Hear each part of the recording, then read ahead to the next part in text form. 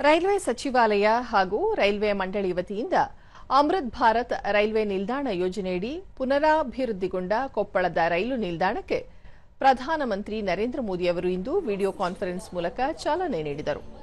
ಕೊಪ್ಪಳ ರೈಲು ನಿಲ್ದಾಣದಲ್ಲಿ ನಡೆದ ಸ್ಥಳೀಯ ಕಾರ್ಯಕ್ರಮದಲ್ಲಿ ಮುನಿರಾಬಾದ್ ಕಾಡಾ ಅಧ್ಯಕ್ಷರಾದ ಹಸೇನ ಸಾಬ್ ದೋಟಿಹಾಳ, ಪದ್ಮಶ್ರೀ ಪ್ರಶಸ್ತಿ ಪುರಸ್ಕೃತರಾದ ಭೀಮವ್ವ ಸಿಳ್ಳೆಕ್ಯಾತರ್, ರೈಲ್ವೆ ಇಲಾಖೆಯ ಹಿರಿಯ ಅಧಿಕಾರಿಗಳು ಸೇರಿದಂತೆ ಹಲವು ಗಣ್ಯರು ಉಪಸ್ಥಿತರಿದ್ದರು.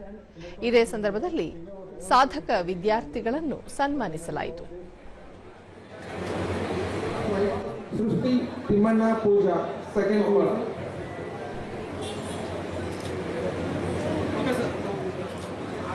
10th standard government high school Koppal.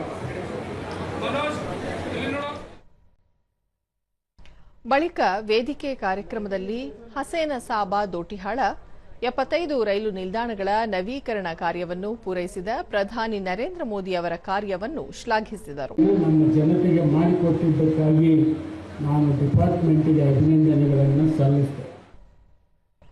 ದೂರದರ್ಶನದೊಂದಿಗೆ ಸ್ಥಳೀಯ ನಿವಾಸಿ ಗೀತಾ ಬಳ್ಳಾರಿ, ಸ್ವಾತಂತ್ರ್ಯದ ನಂತರ ಮೊದಲ ಬಾರಿಗೆ ಕೊಪ್ಪಳ ರೈಲು ನಿಲ್ದಾಣವನ್ನು ಇಷ್ಟು ದೊಡ್ಡ ಮಟ್ಟದಲ್ಲಿ ಅಭಿವೃದ್ಧಿಪಡಿಸಿರುವುದಕ್ಕೆ ಧನ್ಯವಾದ ತಿಳಿಸಿದರು.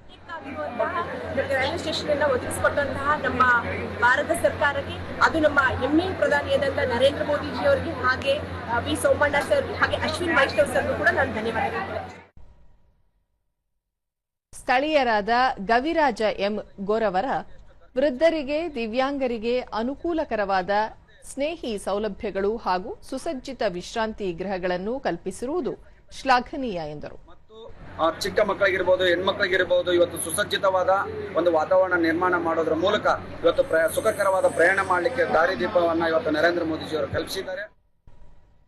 ವಿದ್ಯಾರ್ಥಿನಿ ಶಾಲಿನಿ, ರೈಲ್ವೆ ಇಲಾಖೆಯು ವಿದ್ಯಾರ್ಥಿಗಳಿಗೆ ಪ್ರಬಂಧ ಹಾಗೂ ಭಾಷಣ ಸ್ಪರ್ಧೆಗಳನ್ನು ಏರ್ಪಡಿಸುವ ಮೂಲಕ ಉತ್ತಮ ವೇದಿಕೆ ಕಲ್ಪಿಸಿದ್ದು, ವಿಜೇತರಿಗೆ ಬಹುಮಾನ ವಿತರಿಸಿರುವುದು ಸಂತಸ ತಂದಿದೆ ಎಂದು ಕೃತಜ್ಞತೆ ಸಲ್ಲಿಸಿದರು. ಭಾಗವಹಿಸಿದ್ದೇನೆ, ಯಾಕೆಂದರೆ ರೈಲ್ವೆ ಸ್ಟೇಷನ್ ಬಗ್ಗೆ, ಆ ವಿಷಯದ ಬಗ್ಗೆ ಹಲವಾರು ವಿಚಾರ ಮತ್ತು ಚಿಂತನೆಗಳ ಕುರಿತು ಇಲ್ಲಿ ನಾನು ಮಾತನಾಡಿದ್ದೇನೆ. ತುಂಬಾ ಖುಷಿಯಾಗಿದೆ.